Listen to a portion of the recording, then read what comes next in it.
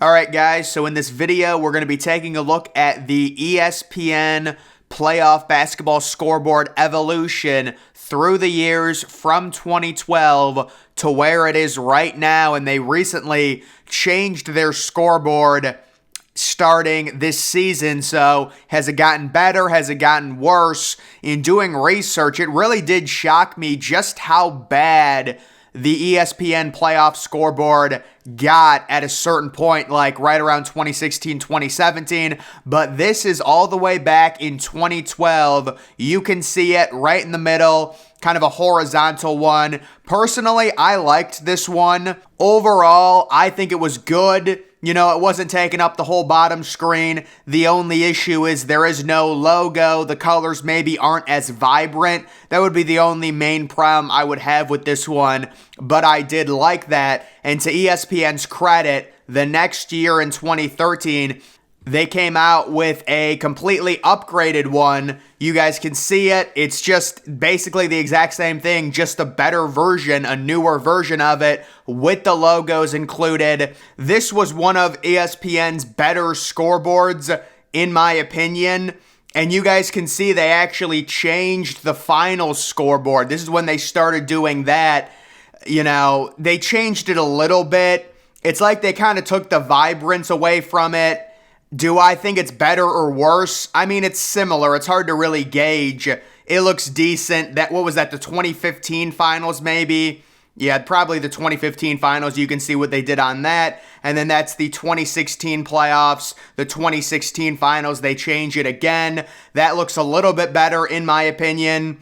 Just looking at it there, still has the logos, it has the teams, but the very important thing with ESPN, you know, we don't want the scoreboard taking up the entire bottom screen, looking clunky, being too large. That's the main issue when it comes to the critiquing of these, and I like the way that looks. Then they come out with a much bigger horizontal bottom scoreboard, this beginning in 2017.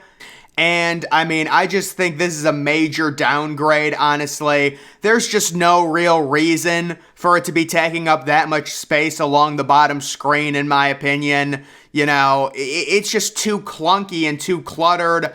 I like the logos. I like the look of it. I like that. Let me tell you, one of the things that ESPN does a better job is the abbreviations compared to TNT. TNT will abbreviate Golden State GSW, and it's the most ugly thing I've seen in my life. At least ESPN has the self-awareness to keep the abbreviation GS, but this was a major step back beginning in 2017. You can see maybe a little bit more condensed in the non-finals version. There it's a little bit more condensed as well. Still, there's no reason for it to be that big. And then they come out with a new scoreboard. I believe this had to have been 2019 when this one came out. This one is good. I don't agree with the seating being included. The seating in the NBA, to me, not that it's meaningless, but I don't need to see it on a scoreboard. That's a personal opinion. I know some people don't agree with that, but it just looks out of place with it right next to the abbreviation. Overall, I like this one. You know, they're going back to kind of the smaller scoreboard look there. And then the finals one is slightly different, maybe a little bit bigger, which is fine. You know, maybe they got some criticism. They wanted to make it bigger. There it is during the pandemic in 2020 at the bubble. And then here it is, 2021. They go to possibly the worst scoreboard we've seen from ESPN in a while. I mean, this is just terrible. Taking up the entire bottom screen. This is Bally Sports 2.0. That's what this is.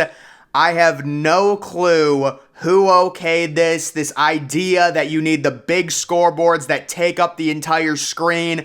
It is so ugly. So ugly. And you kind of have a situation where, you know, they do the style, it's the team and then the points and then the points and then the team, kind of how it's aligned. I don't like that either, personally, but that's what it is there. And you can see that is, I believe, 2021. That's a weird Phoenix logo, man. Phoenix really did a weird job when they changed their color scheme and things like that. And then this was the finals last year. You can see once again, half of the screen, it's just completely useless. And, they probably got a ton of hate for this, deservedly so. So they have recently come out this past season. You guys can see the new scoreboard, and it's a lot smaller. Reminds me a lot of the one going really all the way back to 2013, 2014, kind of in the middle. It's horizontal, but it's not taking up the entire screen. Again, I'm guessing they had a lot of criticism, so they've changed it to that. And I do think overall it's a really, really good idea.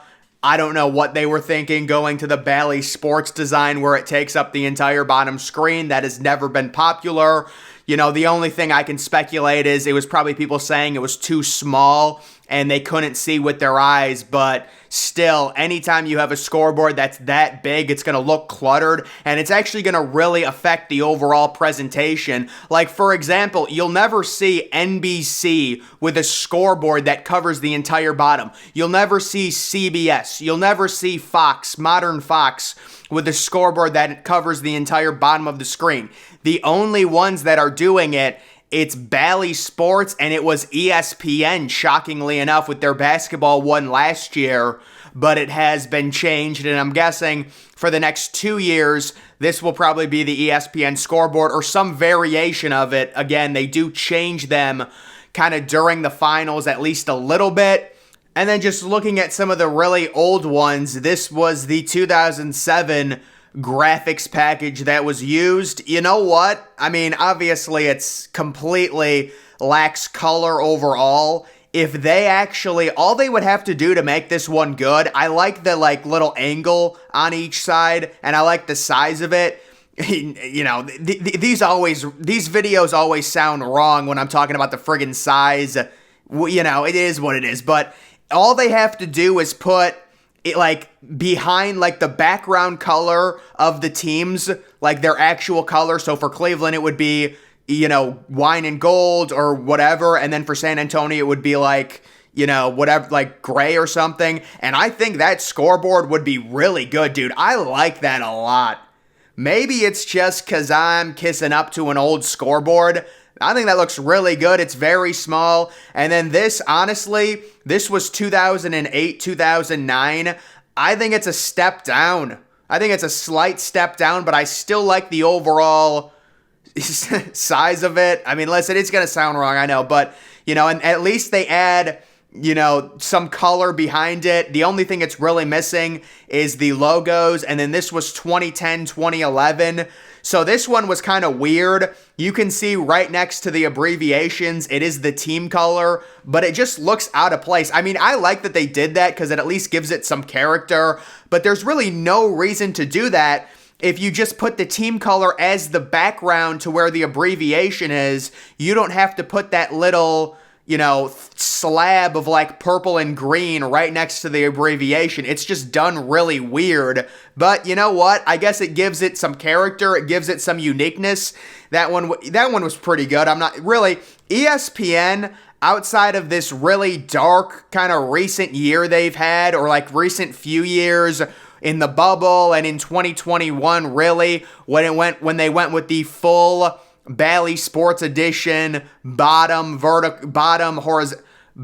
horizontal, taking up the entire screen scoreboard. They've had really good ones. And the one that they have now, if I'm going to be honest, I mean, it's decent, but it is kind of mid. It's just I mean, is this the best we can do in the year 2023? I know when the team scores, there's a nice little, thing that happens, a nice little, it shows the logo and stuff, but I don't know. I would rather the logo always be visible on the scoreboard. It actually, when the logo is always visible, it gives the scoreboard more character, and I just think, honestly, if they took the 2007 scoreboard and just kind of modernized it, that might be the play. All you would have to do is make it slightly bigger, put the logos right next to the abbreviation, and that's pretty much all you'd have to do, and I think that'd be really good. But they've gone with this new one. They'll probably be using it the next 2 years.